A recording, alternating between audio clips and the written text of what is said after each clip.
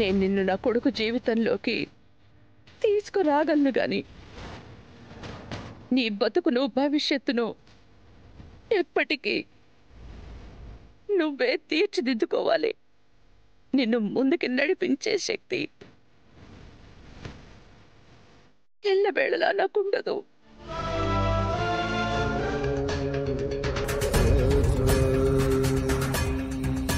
నేను నీకు ఉన్నాను అని నువ్వు కళ్ళు మూసుకుని నిశ్చింతగా ఉన్నావంటే నీకు తెలియకుండానే ఈ జీవితం ఎడారిగా మారిపోతుందమ్మా.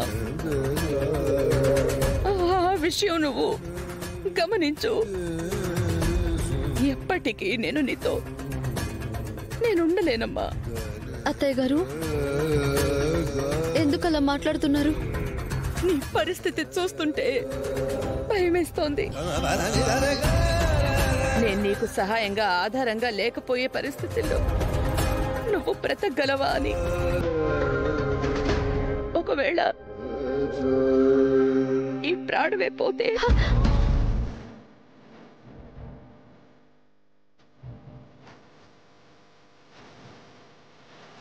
వద్దండి. ఏంటండి ఆ మాటలు? మీరిలా నా ముందు మాట్లాడకూడదు. నేను ఏడ్చేస్తాను అత్తయ్య గారు, ఏడ్చేస్తా. ఎప్పటికీ మీరు నాకు ఉంటారు అత్తయ్య గారు. నా కోసం అమ్మలాగా కనిపెట్టుకుని ఉంటారు. మీరు లేరు అంటే నేను లేనట్టే. అంతే అత్తయ్య గారు, అంతే. అయ్యో, ఇంత పిచ్చి నమ్మకం పెంచుకున్నావేంటే? ఈ బంగారు తల్లిని ఎలా మోసం చేయగలను? నా వల్ల కాదు. నేను మోసం చెయ్యలేను. అత్తయ్య గారు, ఆయన ఇంటికి వచ్చినట్టున్నారు. ఫోన్ చేస్తున్నారు. నేను మళ్ళీ వస్తాను. రా.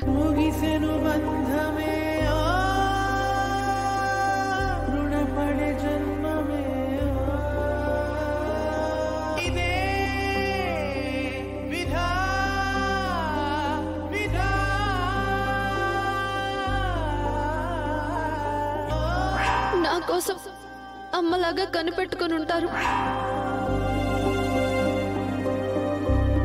ఆనందా, ఏంటి ఒప్పించావా తనని?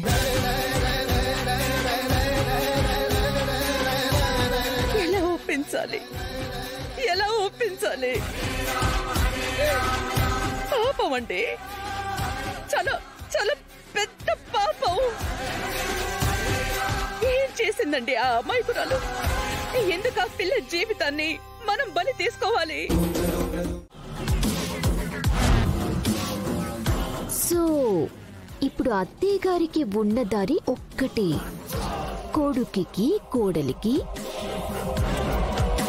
విడాకులిప్పించటం.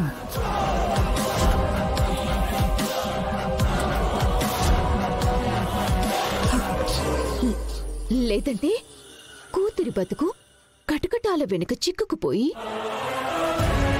కటకట అని కుటుంబం మొత్తం ఏడవాల్సొస్తుంది. ఏం చేయాలో త్వరగా డిసైడ్ చేసేసుకోండి అత్తయ్య గారు. లేదంటే సమస్యని ఎటూ తేల్చలేక ఈ ఉమ్మడి కుటుంబం ఉడికి ఉడికి చివరికి మీ కోడలికి రావాల్సిన విడాకులు మావయ్య గారి చేత మీకు రాగలవు.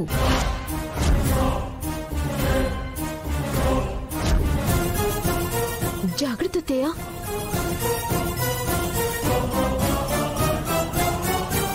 సూసైడ్ అటెంప్ట్ చేసుకుందండి. ప్లీజ్ డాక్టర్, మా అమ్మాయికి ఏమీ అవ్వకుండా చూడండి. ఓకే ఓకే, బ్లడ్ చాలా పోయినట్టుందే. నర్స్, లోపలికి తీసుకెళ్ళు. త్వరగా తీసుకెళ్ళండి, తీసుకెళ్ళండి.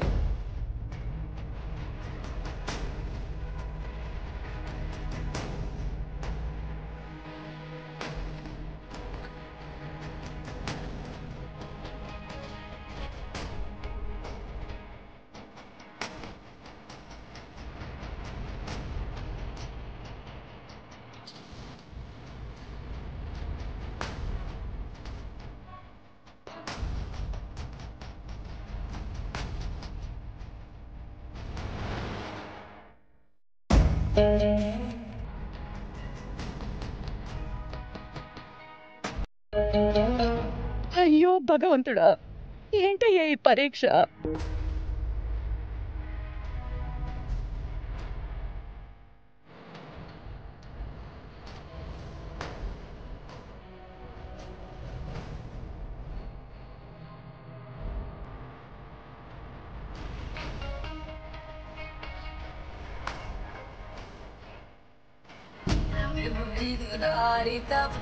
లహరి, ఏమండి ఏమండి, లహరి ఎలా ఉందండి? ఎందుకు వచ్చావు ఆనంద ఇక్కడికి? కూతురు బతుకుందో లేదో చూడ్డానికా? ఏంటండి ఆ మాటలు? నా మాటలు బాధ కలిగిస్తున్నాయా? మరి నీ చేతల పరిస్థితి ఏంటి? నీ వల్లే కదా ఇప్పుడు లహరి ఈ పరిస్థితిలో ఉంది.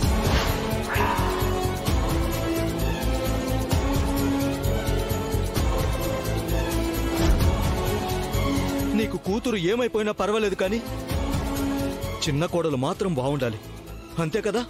అయ్యో, అలా అని కాదండి. మరి ఇంకెలా? ఇప్పుడు మన ఫ్యామిలీకి ఎదురైన పరిస్థితి ఏంటో నీకు తెలుసా? ఎవరు కావాలని శరణ్యకు అన్యాయం చేయాలని చూడలేదు. అయినా కూడా లహరి విషయంలో ఎందుకింత కఠినంగా ఉంటున్నావో మాకెవ్వరికీ అర్థం కావట్లేదు.